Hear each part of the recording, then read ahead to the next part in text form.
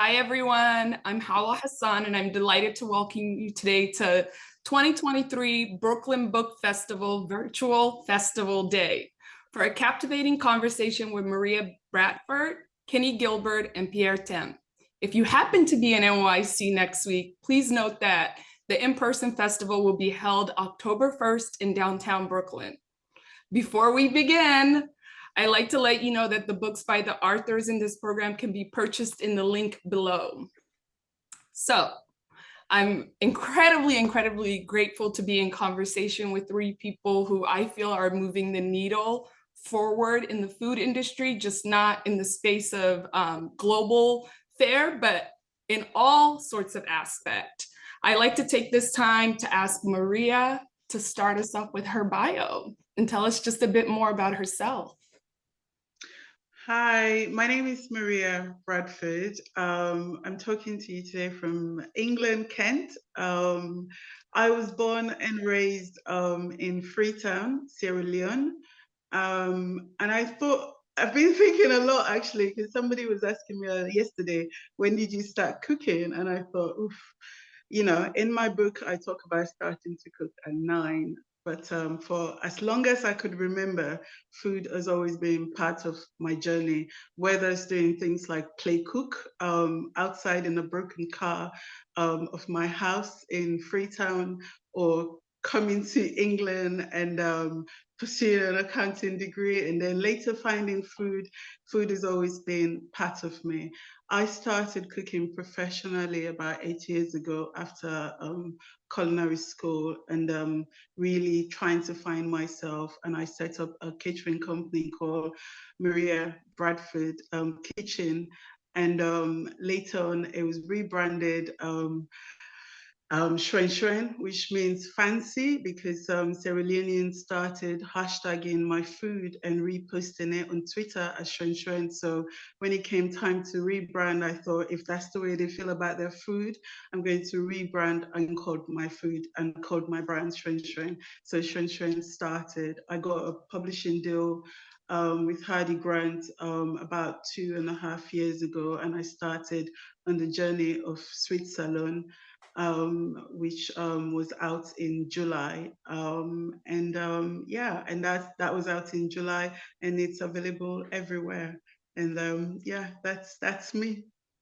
Oh, bravo. Thank you so Thank much for you. sharing with us. Kenny, can you tell us just a bit more about yourself and your journey? Sure. My name is Kenny Gilbert, and I'm coming from Miami, Florida, currently. Born and raised in Cleveland, Ohio. My mother is from St. Augustine, Florida. My dad from Chicago. Have a degree in culinary arts from the Pennsylvania Culinary Institute. I've been in the business for well over 30 plus years. I started. My mom nurtured a talent that she saw in me at a very young age. She had me at the stove side at 3, scrambling eggs and learning the importance of cleaning as you go in the kitchen. And I did my first Thanksgiving dinner by the time I was 11 years old, and I just continued on that journey. I have a restaurant called Silky's Chicken and Champagne Bar, which is located in Jacksonville, Florida. It's an artisanal chicken and biscuit concept paired with champagne cocktails. And I have a franchise called House of Birds and Drop Biscuits, which is located in Coconut Grove, affiliated with the Regatta Grove complex. And I'm currently also vice president of culinary operations for Grove Bay Hospitality, which is a Miami-based restaurant group. And we have about 20 concepts, which include 5 of these concepts at the Regatta Grove, which includes one of my franchises. And we're opening up in airports from Miami, Raleigh, Nashville, and Rhode Island. So that's me. That's me for now. I love that. You are incredibly busy. Pierre Thiam, can you please tell us a little bit about your journey? I mean, I know you very well because you're a dear friend, but we'd love to know more. Hello, everyone. My name is Pierre Thiam. So I am a proud daddy, actually, of a 2-month-old daughter just born, and 4 others. But I am here talking to you from the Bay Area, Oakland, California, from Senegal, and by way of New York. So New York is an important place because this is where I've really began cooking and decided intentionally to look for my tradition of West Africa as an inspiration for my journey. So I arrived in New York on my way to Kenny's birthplace, Cleveland. I was here on a student visa, and New York was just a stop, and that stop lasted about 3 decades. Because so another story, but that's how I found myself in the kitchen. It was never intentional. I was a student in physics and chemistry, and then I found another type of chemistry, which is cooking. New York was quite a fascinating city, and the food capital of the world, as you know it. But I found that world to be incomplete at the time. I was working in French and in Italian restaurants, and it was all kind of cuisines presented, but West Africa was absent. And having grown up in Dakar, a city that has such a dynamic cuisine from around the region, from the street food is Togolese and Benin food, puff, akara. The underground restaurants are mostly tended by Côte d'Ivoire women. So we had all these different influences, and that was kind of missing in New York. And I thought this was an opportunity for me, and I never looked back. So I went from first presenting this food from memory at the restaurants I was working at, just for family meal, staff meal, and that was new flavors for them. And their reaction just confirmed to me that I was up to something. And from that moment, I took the step of leaving the restaurant and starting a catering like Maria did. And then that catering became my first restaurant in Brooklyn, in Bed-Stuy at the time. That was back early in Bed-Stuy when it was pioneering, early 2000, and called it Yolele. And Yolele turned into my second restaurant. Between that second restaurant, Le Grand Dakar, which was also in Brooklyn, I had the opportunity to write my first cookbook, which was a compilation of really the recipes that I was serving at my first restaurant, Yolele. And those recipes were recipes that was taught to me by my mom. I was just writing them down, asking her on the phone, hey, how did you make that mafia and your tricks like this? And she would put them down. And then eventually that book was well received, finalist of the Julia Child Award, which really led the publisher to push me into writing a second cookbook. The second cookbook, The Senegal, was more like a continuation of this book. I wanted the reader to have access to the source of that food. So I went to meet the producers, the farmers, and travel across Senegal. And it became more like an anthropological type of book with recipes in it, but that approached so many different angles. But I guess we'll get a chance to talk more about it. So that book followed the third cookbook, the Fonio cookbook, was dedicated to one single ingredient that I've been championing. And that ingredient was very important to me for different reasons. It was a climate smart ingredient. It grows in an area. Senegal, unlike Sierra Leone, is very dry and arid. And so having a crop like fonio that grows there, that's drought resistant, was very important to try to turn it into a world-class crop, because that crop didn't have access to market. So, very ambitiously and naively, I said, I will take this grain and introduce it to my clients at the restaurant in New York, and eventually to other chefs in New York. And eventually chefs will also put it on their menus, because chefs always look for new ingredients, as I'm sure the two of you can confirm. And so it didn't happen exactly like that, but eventually, it happened that Fonio, and I launched a brand called Yolele as well. And Yolele now has Fonio products and others distributed across the US at Whole Foods and Target and Mayors. And just like Hawa, we entered the CPG, I look for that word, the CPG world. And now we have grains and pilafs and chips, and even did collaborations with other industries like breweries. So we have Fonio beer out there now, and in the US and the UK as well. So now this is my last cookbook, Simply West African. And this one is very special to me because I've written it with, my wife did the writing, Lisa. She's a journalist background, so she told my stories. And this is really the food that we eat at home. The idea is to present it so that it's less intimidating and more accessible, that people realize that you can have West African food on a Monday or Tuesday night after work. It doesn't have to be a big affair. And that's what this book is about. Thank you so much, Pierre, for that. I'll just clear something up. It's Pierre's latest cookbook, but not his last, right? Oh, my. Good point. I'm already thinking about the next one. Oh, it's like a hamster wheel, but enjoy the success that is surely to follow this. I just want to get started by asking about culinary exploration. Your cookbooks reflect a fusion of diverse traditions. How has your personal journey across different places influenced your approach to cooking and recipe creating? We'll start with Kenny. Excuse me. For me, there was a time when I was chef at the Ritz-Carlton in the Island, and I remember the executive chef of the hotel. His name was Jeff Vigilia. He's from the Big Island, and I was a 23-year-old young chef running this 5-diamond 4-star restaurant. And he asked me, he says, Kenny, he says, how would you classify your food? And at first I was like, oh, it's continental. You know, it was a very common term back in the day. And then he says, no, no, no, no. He says, I want you to go home and really think about it.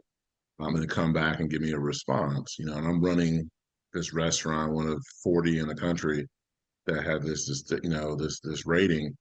And I came back and I ended up saying, well, it's international cuisine with a Southern influence. And I came up with that term because I was cooking for from guests from all around the world, and I wanted to be able to celebrate ingredients that were local to the South, you know, specifically to North Florida, where my mother is from. And so I started to take ingredients that basically made its way, you know, obviously through the slave trade, you know, from West Africa, and just taking ingredients that might not be so common to use every day, that, you know, for some people. And I wanted to show how we can take these ingredients and then integrate it with other ingredients from around the world, to be able to celebrate it. So it didn't just have to be, you know, collard greens that's braised down and cooked with some kind of pork or smoked turkey. I wanted to show that it was much more diverse. And so that was probably the first time that I really started to really take it very, very serious at a very young age, to celebrate the ingredients. And then also, I felt in my mind is, if I had a group that came in from, say, Korea, and they were staying at the hotel, and they're like, well, what is food to this particular region? One, our philosophy was always having a sense of home when you were coming and staying at the hotel. So I would immediately put things on the menu that would give them a sense of like, wow, this reminds me of home, but also celebrating ingredients that were local. So it could have been, for example, it could have been like a kimchi soup. And that kimchi soup, instead of using, kimchi, cabbage, I kimchi's collard greens. And then instead of using, whether it was, general seafood that might have been indigenous to the areas of Korea, I was focusing on our local shrimp. Instead of using regular potatoes, I would put in yams. And so they would have this very comforting, very beautiful small bowl of this kimchi soup, but it was celebrating ingredients that was really deeply rooted to things that I was used to having and that I wanted them to be able to enjoy. And so I figured out very, very early on how to incorporate these ingredients into other internationally, culturally influenced foods. So to have it in the place of mine, and for them to consume it in a way that they can say, wow, these are my flavors that I like, but I'm now being introducing ingredients I would have normally have bypassed and maybe not had touched because it was unfamiliar. So I've kind of been on this journey for a while. I just turned 50, so that was 27 years ago, that I kind of had that epiphany, and I've been working on it ever since. Thank you for that. What a blessing it is to be 50.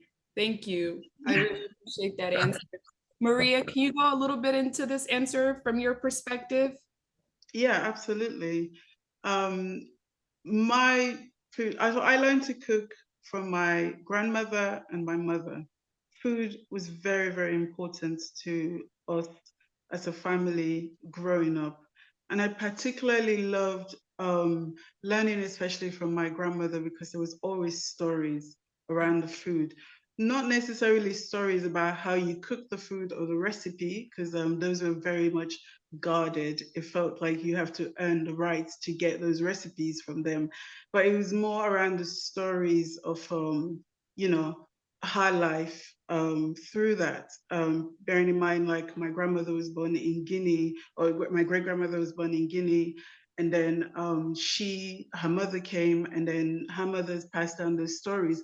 And it was very important for her that those stories that her mother was passing to her, for her to pass it down to not only my mother, but to us as well. And I was very close to her. And so her coming to stay with us in the city was always such a big deal for me, because she brought lots of goodies, and those goodies involves cooking and learning from that. So I learned to cook from her. But I also had a mother who was very much into teaching us about not only about cooking the food, but how you get ingredients as well, like, you know, and using your senses, not necessarily you don't have 24-hour electricity or anything like that. So it's using your senses to make sure that you're getting the right ogiri, you're getting the right smoked fish, you're getting the right, what makes a good palm oil, and how do you blend all of those together to get a decent meal out of it. So those two influences, and of course my own migration story of coming to England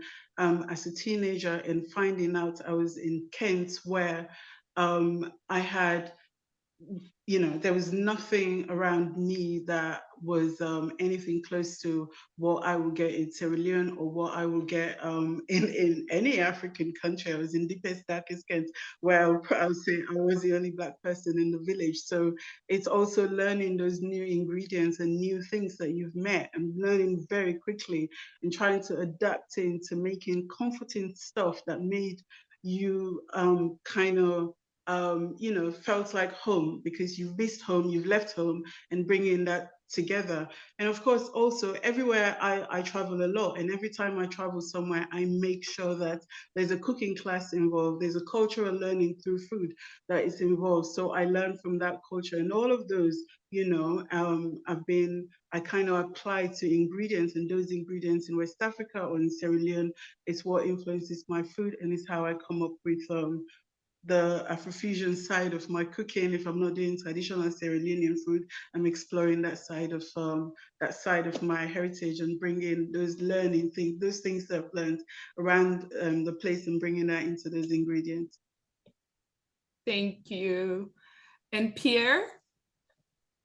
So my story is a little bit of both Kenny and Maria, in a way that it was the other way around. I first learned my skills in kitchens in New York City, Italian, French, and American cuisines, and missing the flavors from home and realizing that they needed to be represented led me to first explore that food from memory, really rethinking the dishes that my mom would cook, like that peanut sauce, that okra stew, you know, that chebujan, you know, and the food that I was also eating in the streets of Dakar. All of those started to haunt me, and I was missing the flavors, really craving for them first, and it was like personal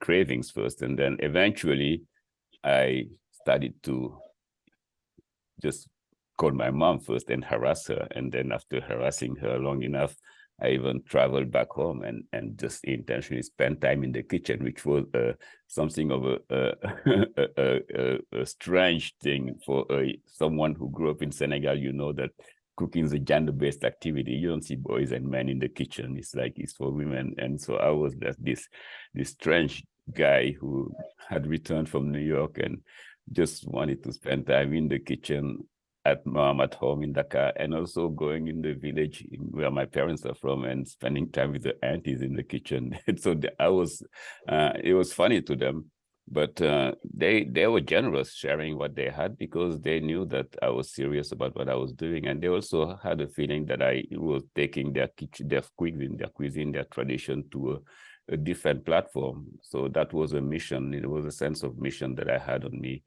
And that's where I learned, like Maria, cooking with the senses. That's from them. I learned that, and I learned it the funny way because, I was asking for exact measures and how many teaspoons, and they were like, it doesn't work like that. It's not that. Ingredients are living too, and they have their own personalities, and you have to be present and sit and taste and smell and look and touch and all of those five senses have to be present in the cooking, in the kitchen.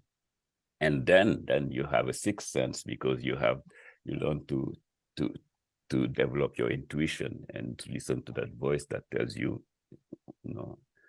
that goes beyond the recipe. Why don't you add this much and that much, and that was great experience and great learning. And this is pretty much my journey. And as I was more intentional about exploring this cuisine, I also traveled a lot in Africa and spent time in those kitchens as well, and learning from those other grandmas and those traditions, and just realizing that through that journey that this food was more than just recipes. Every single one of those dishes are like a story. It's like a storytelling. I find that we are not just cooks or chefs, we are storytellers, because we are transmitting these recipes that came to us from generation after generation. With time travelers in a way, and everyone who's eating that food is joining that journey, and those who are cooking it are also in a way entering conversation with our ancestors. To me, this was how I was seeing it, and it became some sort of even spiritual experience, in a sense that not only being present with the senses is a meditative experience in its own, but realizing that this recipe, this tradition, these dishes are coming from like millennia to your table. It's like, wow, it's like it's more than just consuming ingredients, is much more than that. And the fact that, as Kenny said, the fact that they transcend borders and transcend, like their resiliency through the Middle Passage, and you go to Florida and you see, wow, how did these black eyed peas, the hopping johns, and how this gumbo get here? And it's like, in spite of all the tragedy of 500 years of slavery, we kept the food, and we even became so creative to like give it, a special touch due to the environment, the new environment. And in spite of the terrible conditions, we kept that cuisine. So this is a cuisine that really needs the utmost respect in all aspects, particularly when we eat it. And if you eat it with that consciousness, it hits you differently. It feeds your soul. It feeds other parts of your universe that was unimagined. So I can go on and on, but this is just, to me, the most amazing of journeys. Thank you, Pierre. Thank you so much for that. So Maria, I'll go back to you. Each of you has a unique perspective to your respective cuisines. How do you stay connected with your cultural heritage through your food? And then how does this connection manifest? I think all of you just said a little bit about that, but how does this, you could just say one sentence or how much ever you want to, but how do you, keep a connection, and how does it manifest in your cooking? I don't know. It's because I was born and raised in Sierra Leone, and I feel like I'm rooted in Sierra Leone. I've never lost that connection. It's something that is with me. I go to bed, I wake up with it, and it doesn't matter really where I am. That connection has always stayed. And I felt, especially when I did the location shoots for the book, I felt I haven't lost anything. In fact, what I'm finding out during the location shoots, was the excitement, and just realizing how much I missed the stuff, and how much there was a community of cooking. There was all the mothers, all the aunties. I wish my children could experience what my life was as a child, with everyone, all the women in the kitchen, and the stories that came with that. So yeah, I feel like yeah, that connection is always been there, and so it's very easy for me to translate that into my food, and into my cuisine, and into telling stories when I serve dinners or do dinner parties, or wherever I'm doing, when it comes to food. That's like you know, that's my foundation, my roots, and I'm very much rooted in that. Thank you so much for that. Pierre, I'm going to go back to you. I know we were just chatting, but want to keep you in the middle this time. Can you tell me a little bit about how your cultural how you've connected with your culture through your food, and how does that connection manifest in your cooking? Well, through my cooking, it's everywhere. It transpires because it's been early on. That was my mission. My menus were going to be food that's inspired by the food of my origins, which is West Africa. And when I say West Africa, it's very intentional too. I don't say Senegal. I just think that those borders are not real, and I want to just decolonize it through my food as well. So this is why at my restaurants, I have 2 restaurants in New York, Teranga restaurants, and the menu West African. You know, it's not you'd see, you know, grains from Liberia. You would see acheke from Cote d'Ivoire, with, you know, the condiments from that whole region, Shito from Ghana, you know, Eforiro from Nigeria, and of course, Chebujan Yassa from Senegal. So when I say from Senegal, you know, that's because I just want people to understand geographically what it means. But I don't believe in those borders. And I think food is also telling us that message, you know. Food is telling us, you know, Africa is not even limited to the regions, to the geographical borders. It's like, you know, Africa is also what Florida, Kenny Gilbert is. It's also what New Orleans is, what Brazil is. So because we are there and we have influenced those cultures, and that's our culture that's there. So culture is powerful.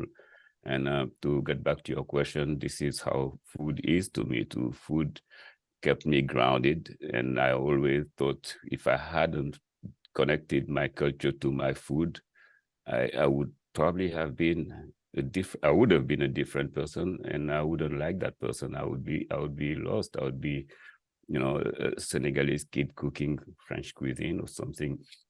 And I don't see, no disrespect to French cuisine, but I think it's just that, you know, this connection to my culture was vital, and that was my strengths and my superpower. Yeah. And beyond that, I'll add, if Pierre Thiam did not represent West Africa in the way that he does, so many of us would not have had the opportunity to fully step into ourselves, right? So thank you for that. Kenny? Yeah, so for me, you know, growing up as a young boy in Cleveland, Ohio, you know, Midwestern roots, my mother was very intentional with teaching about the foods that she grew up eating in North Florida. And so I didn't really embrace it because, you know, when you go to culinary school, you're learning classical French. There, you know, it's like you go to international and classical class, which is towards the end, and they're not necessarily highlighting, you know, the roots of the food from Africa. It's like they're hitting everywhere else, every other continent, but Africa. And so when I always looked at myself as that I had to be in a kitchen growing up, you had to master all the other techniques and other styles before you even had any kind of blessing. And when I finally became chef, running my own, you know, running a restaurant, being a head, and wanted to come into my identity of my food, I went back to the roots of what I remember eating. And I thought about it, I thought it always around the holiday time, family, you know, around Thanksgiving is like Thanksgiving and Christmas, the holidays, when you just have this bounty of food, and you have so many different sides and different proteins, And I just took that and just used that as my foundation. I mean, cooking for the likes of, like, say, an Oprah Winfrey or other celebrities, when it comes down to it, they want the things that connects them to home and the family.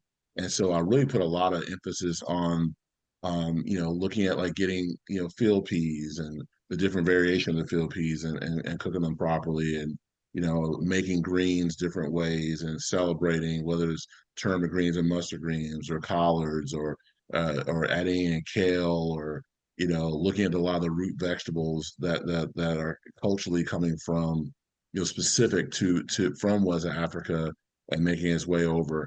And so I started to celebrate these dishes, and then to elevate them in their purity, like to be able to get a beautiful bowl of braised field peas, whether it's black eyed peas or zippers or Crowders, and then taking the time to cook, and letting those flavors come together is something I've been working on my entire career. And whether I put it in a big bowl and a big table for a family with a turkey and a ham over here, and everything in between, or whether I put it into a really beautiful vessel and then I elevate it by having a confit of quail that goes into it, or a little crispy quail breast that complements it, or a cornbread crumble, or shaved truffle to kind of accent it, to say, hey, I'm looking at this as just as beautiful, as important as you would take these other ingredients from these other cuisines or in cultures. That's how I've been celebrating it, and I think that's been my journey as long as I've been a chef. And so I attribute that to my mother, my grandmother, my aunt and uncles out of St. Augustine. They were the foundation. I mean, learning how to make shrimp perlo, or as palau in Trinidad, or as pilaf in France, and you can just keep going on and on about it. And but my connection is having it with shrimp. And I remember I made this, I call the St. Augustine seafood perlo, and I made it for Marcus Samuelson. We run one of his restaurants, Red Rooster, down in Overtown in Miami. And I remember he came down, and I gave him a bowl of it, and he was like, he looked at me, and goes, how did you make this? He said, where is this coming from? How did you make this? And I told him my story of how I first had it, a version of it as a boy during the holidays. And he took a bite of it and says, we have to have this on the menu all the time. Like, this is a foundation that we want to have here. So for me, the smile and the expression of the guests when they take a bite, and I can actually take it and say, well, I learned this as a young boy from my mother, and this is where the roots of it come from, is kind of how I've been kind of telling my story. Thank you, Kenny. So I want to go a little bit onto cultural exchanges. As you all know, food has the remarkable ability to bridge cultures and bring people together. How do your experiences in different parts of the world impact your understanding of cultural exchange through food? I'll start with Pierre. Well, food, as you just said, is that medium that connects people, and you see it in my country. There's a word called teranga, which is also the name of my restaurant. Is that way of, like, through food you give the best of what you have to the other, and the other is the guest. Either he's expected or not expected, and that, to me, is so beautiful. It's like one way. In Senegal, we consider it as the highest value, teranga, and it's something that I think we carry with such pride, and you can see it as also probably the main reason why we also have a certain level of stability. People do come to Senegal because of that teranga, that feeling of being invited, that feeling of being served. The food is obviously delicious, but that really that culture. The interesting part of it is we have this belief that as we give, actually we are the one receiving. That's really what it is, really. And receiving, there was a little story. We think that guest that is eating our food is an angel that's bringing blessings to you. So the etiquette wants the guest to always also eat from the food that's offered to him or her, even if he's not expected, or even if she or he is not hungry.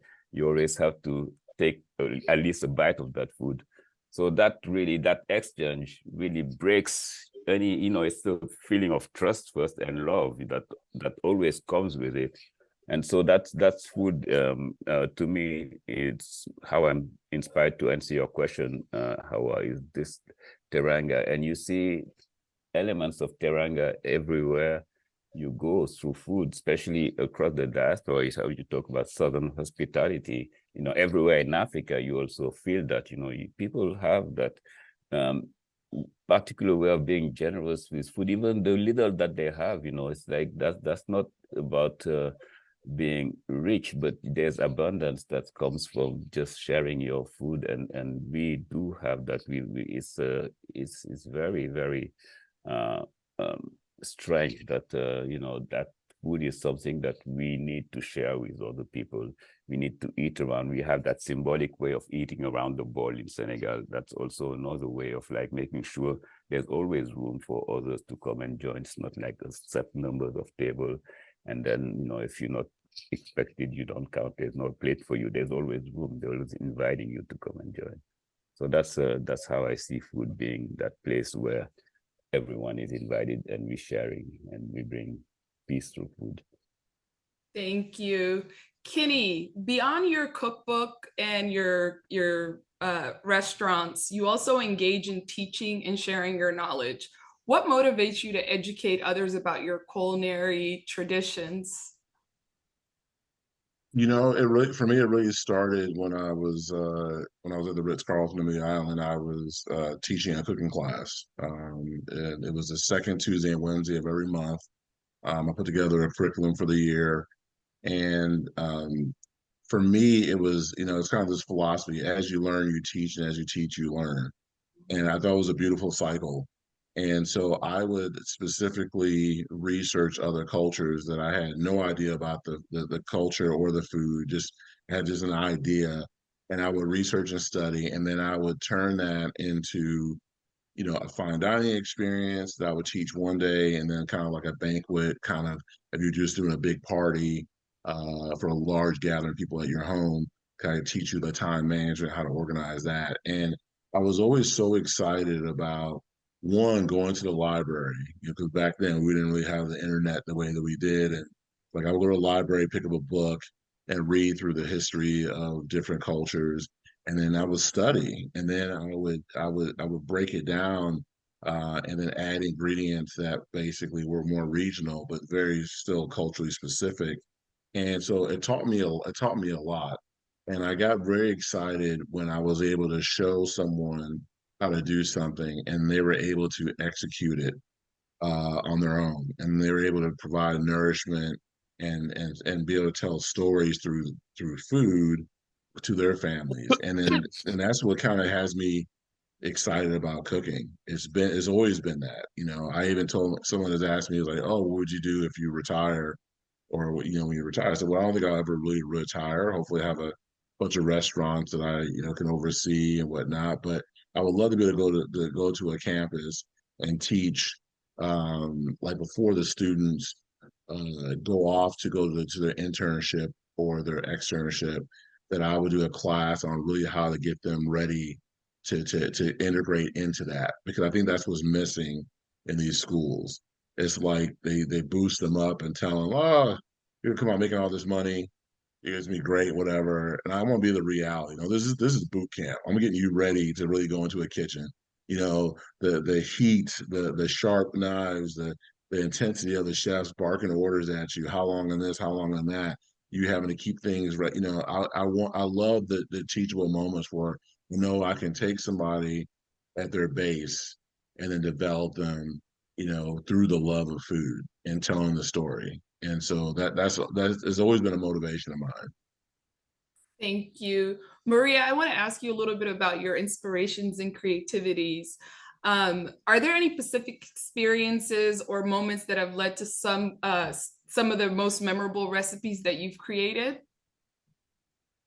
Yes, absolutely. So when it comes to my book, there's two sections of it. There's the traditional side where I've really tried to stay with tradition, and that the reason why I wanted to stay with tradition because I wanted to also create a repository for Sierra Leonean food that we don't really have, you know, a place where somebody can say, you know, what is traditional to Sierra Leone, and we'll be able to find it. And comfort, what comfort food means to me and what food means to Sierra Leoneans, and telling not just my story but their story as well. So that's what the traditional section is. And then when it comes to the Afrofusion section, I get inspiration from all sorts of things, whether it's an ingredient that I was particularly fond of when I was growing up, and I kind of learned new skill through culinary skill. I was French classically trained, but for me, it's taking that classical training plus what my mother's taught me and my grandmother's taught me, and kind of bringing that into whether it's cassava or yam or hibiscus, or you know, just these ofonio or moringa and stuff like that, and creating something new with it. Like I've been playing with moringa a lot. Sierra Leone, we don't really have desserts, or West Africa, it's not really a dessert culture. So when it comes to desserts, and I know that we have ingredients that we can create those desserts from, and creating those desserts or creating those Afrofusion food, really. So it's not one particular food, but creating the Afrofusion section, it's really exciting for me. And I feel like it's a way of separating, because it's quite important for me. I don't want to water down what is tradition, but I also want to use those ingredients that we already have, and we already know that they can do so much, and introducing that and saying this is what you can do with it. And with those, like, you know, you can do as you please with it, without saying you know, I'm tampering with the heritage of the food, because the heritage is quite important to me, because I know that there's stories associated with it, and I feel like it's quite important for me to keep those. I don't want to lose it. So for me, it's keeping what tradition, and then taking traditional ingredients and still creating new things with them. Thank you. So we are running out of time, but I like to ask all three of you some fire questions, like very quickly. What are three ingredients that you use almost every single day? Like it is a part of your rotation. For me, hibiscus. I love hibiscus. Whether it's sweet or savory, I really love hibiscus, and I use it a lot. Bissap. Yeah. And then moringa. I love moringa. I use it a lot as well. Cassava. I love cassava. It's my go-to starch because I feel like boiled or fried cassava create this thing that I feel potato cannot do. It creates this flavor that it's difficult to find with potato. Okay. Yeah, for me, it's spices. I can, you know, all blends of spices. That's kind of been my go-to for a long time.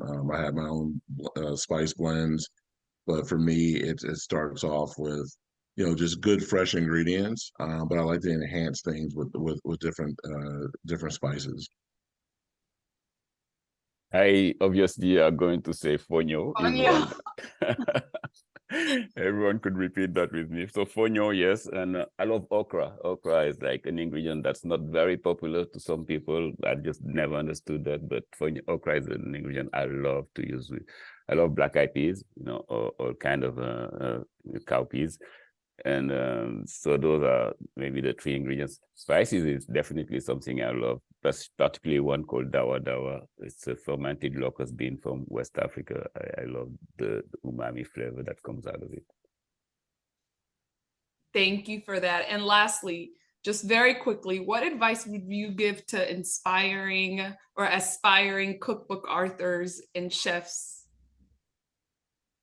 I will say have an original story, and stick to your story and be authentic and be yourself. Um, it's difficult to sell a single country because some people don't know about Sierra Leone. But for me, how do I get people to learn and to know about Sierra Leone? It's through its food and through its culture, and that's what Sweet Salone is about. It's me saying this is Sierra Leone. Also saying we are within West Africa and we want our voices to be heard within West Africa because there's 8-9 million of us, and this is what we eat every day, and it's telling that story. So if you have an authentic story, stick to it and be your authentic self. And if somebody wants to buy into that, they will buy into it. Yeah, be original. I would say be patient. You know, I think patience is very important. Take your time. Like Maria said, be authentic to yourself, stick to your story, stick to your guns. You are going to be able to tell your story the way you want it to be told. So be authentic through that, but be patient through the process because it is a process. Oh yeah.